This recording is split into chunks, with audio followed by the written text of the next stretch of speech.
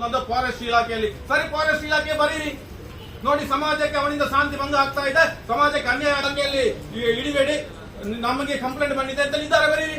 ಒಂದು ಸಂದರ್ಭದಲ್ಲಿ ನಾವು ಹೇಳಲಿಕ್ಕೆ ಡಿಎಫ್ ಇದ್ದಾರೆ, ನೆನಪಿಟ್ಟುಕೊಳ್ಳಿ. ನಿನ್ನೆ ಒಂದು ಸಾಂಕೇತಿಕ ಒಂದು ಮನವಿಯನ್ನ ಕೊಟ್ಟಿದ್ದೇವೆ. ಆದ್ರೆ ಮುಂದಿನ ದಿನ ಆ ಸಂಜೀವ ಎನ್ನುವಂತ ಕ್ರಿಮಿಯನ್ನ ನಿಮ್ಮ ಇಲಾಖೆಯಿಂದ ಶಾಶ್ವತವಾಗಿ ಮನೆಗೆ ಕಳಿಸದಿದ್ರೆ ಮಂಗಳೂರು ಮತ್ತು ಪುತ್ತೂರಿನ ಎಸಿಎಫ್ ಮತ್ತು ಡಿಎಸ್ ಆಫೀಸ್ ಕಚೇರಿಯಲ್ಲಿ ನಿಮ್ಮನ್ನು ಕೂತ್ಕೊಳ್ಳಿಕ್ಕೆ ಬಿಡುವುದಿಲ್ಲ. ಅಹೋರಾತ್ರಿ ನಿರಂತರ ಧರಣಿಯನ್ನ ಮಾಡ್ತೇವೆ.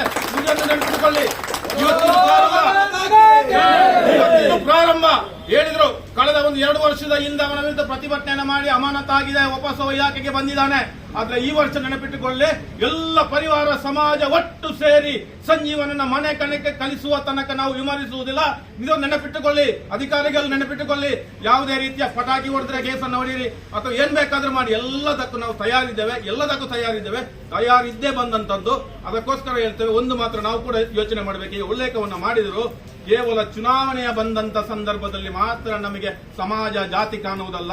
ಸಮಾಜದಲ್ಲಿರುವಂತಹ ಜಾತಿಯೋ ಅಥವಾ ಸಮಾಜಕ್ಕೆ ಯಾರಾದ್ರೂ ಸಮಸ್ಯೆ ಬಂದಾಗ ಎಲ್ಲರೂ ಒಟ್ಟಾಗಿ ಅದರ ವಿರುದ್ಧ ನಿಲ್ಲಿದ್ರೆ ಮಾತ್ರ ನಮಗೆ ಆ ಒಂದು ನಾವು ಮಾಡಿದಂತ ಕೆಲಸಕ್ಕೆ ಸಾರ್ಥಕತೆ ಬರ್ತದೆ. ಅದಕ್ಕೋಸ್ಕರ ಎಲ್ಲ ಸಮಾಜದ ಬಂಧುಗಳಲ್ಲಿ ಎಚ್ಚರಿಕೆ ಮತ್ತು ವಿನಂತಿಯನ್ನು ಮಾಡಿಕೊಳ್ತಾ ಇದ್ದೇನೆ. ಯಾವುದೇ ಜಾತಿಯನ್ನ ನೋಡಬೇಡಿ, ನಾವೆಲ್ಲರೂ ಹಿಂದೂ, ಯಾವುದೇ ಜಾತಿ ಇರ್ಬೋದು, ನಾವೆಲ್ಲರೂ ಹಿಂದೂಗಳ ಸಹೋದರರು ಎನ್ನುವಂತ ಭಾವನೆಯನ್ನು ಇಟ್ಟುಕೊಂಡು ನಾವೆಲ್ಲರೂ ಒಟ್ಟಾಗುವ.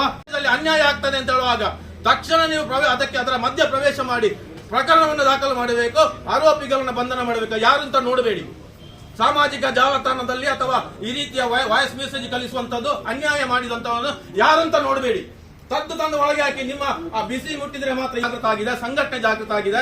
ನಿಮ್ಮ ಬಿಸಿ ನಿಮಗೆ ಕೊಡ್ಲಿಕ್ಕೆ ಸಾಧ್ಯ ಆಗದಿದ್ರೆ ಸಂಘಟನೆ ಅಥವಾ ಇಡೀ ಸಮಾಜ ಮುಂದೊಂದಿನ ಆ ಬಿಸಿಯನ್ನು ಮುಟ್ಟಿಸ್ತದೆ ಎನ್ನುವಂತ ಧಿಕ್ಕಾರ ಧಿಕ್ಕಾರ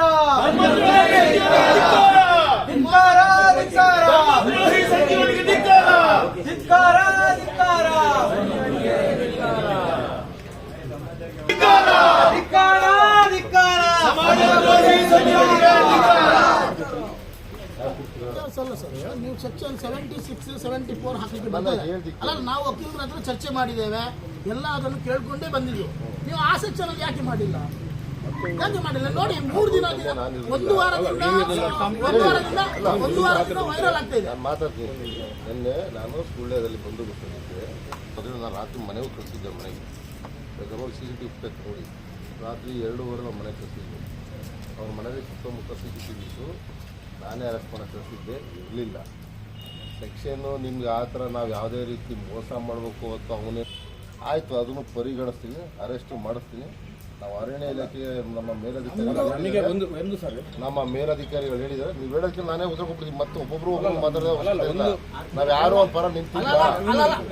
ಈ ದಕ್ಷಿಣ ಕನ್ನಡ ಜಿಲ್ಲೆಯಿಂದ ನಾವು ಚಲೋ ಕರೆ ಕೊಡ್ತೇವೆ ಪುತ್ತೂರಿಗೆ. ಮತ್ತೆ ಆಗುವ ಅನಾಹುತಗಳಿಗೆ ನೀವೇ ತೊಂದರೆ.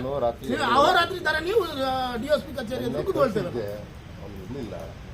ಅವ್ರು ಇರಲಿಲ್ಲ 2:15 ಹುಡುಕಿ ಸರ್, ನಿಮ್ಮ ಹತ್ರ ಎಲ್ಲ ಮೊಬೈಲು ಸ್ವಿಚ್ ಆಫ್. ಅವನಿಗೆ ಎಲ್ಲಾ ಕಾನೂನುಗಳು ಗೊತ್ತಿದೆ. ನಾನು SP ಸರ್ ಹತ್ರ ಮಾತಾಡಿದ್ದೀನಿ. ಮೊಬೈಲ್ ಏನ್ ಸ್ವಿಚ್ ಆಫ್ ಇದೆ ಸರ್? ಇವತ್ತು ಬೆಳಿಗ್ಗೆ ಬಂದಿತ್ತು ಸರ್. ನಾನು ಕಾಲ್ ಮಾಡಿದ್ದೇನೆ. ನನ್ನ ಮೊಬೈಲ್ ಸ್ವಿಚ್ ಆಫ್ ಆಗಿದೆ. ಸುಳ್ಳು ಹೇಳಬೇಡಿ. ಮೊಬೈಲ್ ಮುರಳಿಯನ್ನ ಬೇರೆ ನಂಬರ್, ಅವರು ಬೇರೆ ನಂಬರ್ ಯೂಸ್ ಮಾಡ್ತಾ ಇದ್ದೀನಿ. ಅದೇ ನಂಬರ್ ಒಂದು ನಿಮಿಷ ಅದನ್ನ ಅಲ್ಲಿ ಇಟ್ಟಿದ್ದಾರೆ. ನಿಮ್ಮ ಮಾತಿನ ಉದಕ್ಕೆ ಒಂದು ನಿಮಿಷ. ನಿಮಗೆ ಅವ ಸಿಗುವುದಿಲ್ಲ, ಒಂದು ನಿಮಿಷ ಅರೆಸ್ಟ್ ಮಾಡಿ ಅಲ್ಲ, ಅವ್ರು ಸಿಗುವುದಿಲ್ಲ ಗೊತ್ತಿಲ್ಲ ಅಂತ ಕೇಳಿದ್ರೆ ನಾವು ತೋರಿಸಿಕೊಡ್ತೇವೆ, ನೀವು ಬಂಧನ ಮಾಡಿ. ಖಂಡಿತ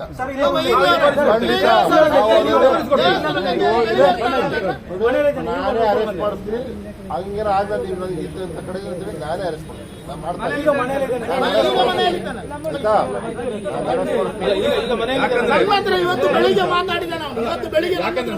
ನೀವು ಲಾಸ್ಟ್ ಇಯರ್ ಬಂದಿರೋ ಒಂದು ನಿಮಿಷ ಇಲ್ಲೇ ಘಟನೆ ಹೇಳ್ತೇನೆ.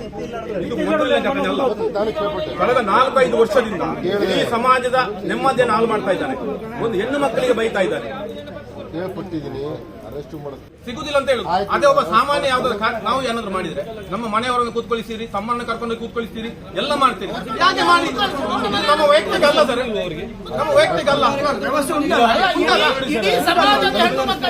ಇವತ್ತು ಹೆಣ್ಮಕ್ಳಿಗೆ ನಾವು ಎಲ್ಲಿ ಇಲ್ಲಿ ಬರ್ಲಿಕ್ಕೆ ಹೇಳಿಲ್ಲ. ಇವತ್ತೀಗ 1,000 ಹೆಣ್ಮಕ್ಳು ನಾವು ಬೇಕಾದ್ರೆ ಸೇರಿಸಿ ಪ್ರತಿಭಟನೆ ಮಾಡಬಹುದು. ನಮ್ಮ ಆ ಕೆಲಸ ಅಲ್ಲ, ಇಲಾಖೆ ಇದೆ ಅಂತ ಹೇಳುವಂತ ನಂಬಿಕೆಯಿಂದ ನಾವು ಬರ್ತಾ ಇರೋದು.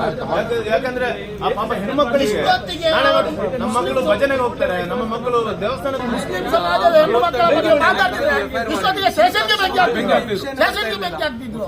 ನಾವು ಅದನ್ನು ಮಾಡಿದ್ವಿ, ಅವ್ರು ಮಾಡಿದಕ್ಕೆ ನಾವು ಹೋಗೋಣ. ನಮ್ಗೆ ಅಷ್ಟೇ ನಮ್ಮ ಹಾಗಾದ್ರೆ ತಾಳ್ಮೆಯನ್ನು ನೀವು ದೌರ್ಬಲ್ಯ ಅಂತ ತಿಳ್ಕೊತೀರಿ. ನಮ್ಮ ತಾಳ್ಮೆ ಅವನು ಅರೆಸ್ಟ್ ಆಗ್ಬೇಕು ಸರ್, ಒಮ್ಮೆ ಜೈಲಿಗೆ ಹೋಗ್ಬೇಕು, ಅವನು ಗೊತ್ತಾಗ್ಬೇಕು ಬುದ್ಧಿ ಏನು, ಯಾಕಂದ್ರೆ ನಿಮಗೆ ಗೊತ್ತಿಲ್ಲ ಇಲ್ಲ ಗೊತ್ತಿಲ್ಲ. ಅವನಿಗೆ ಒಂದು ನಿಮಿಷ, ಅವನಿಗೆ ಇಲ್ಲೇ ಕೂತ್ಕೊ. ಯಾರು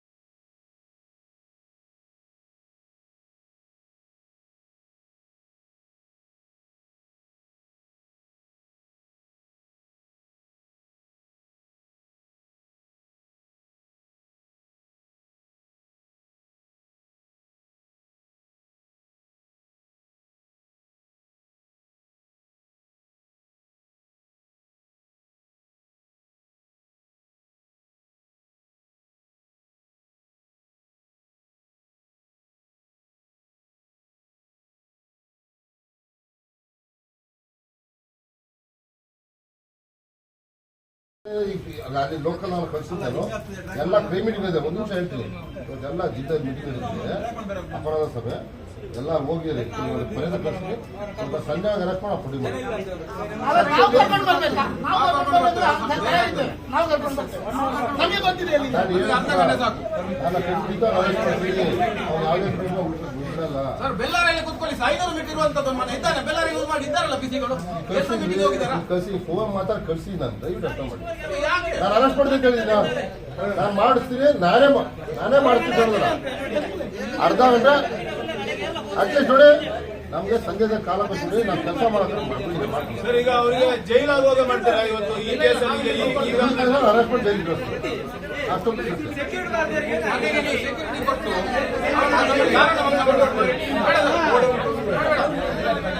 ನಾನು ಇಷ್ಟು ಮಾಡ್ತೀನಿ ಖಂಡಿತ ಮಾಡ್ತೀನಿ.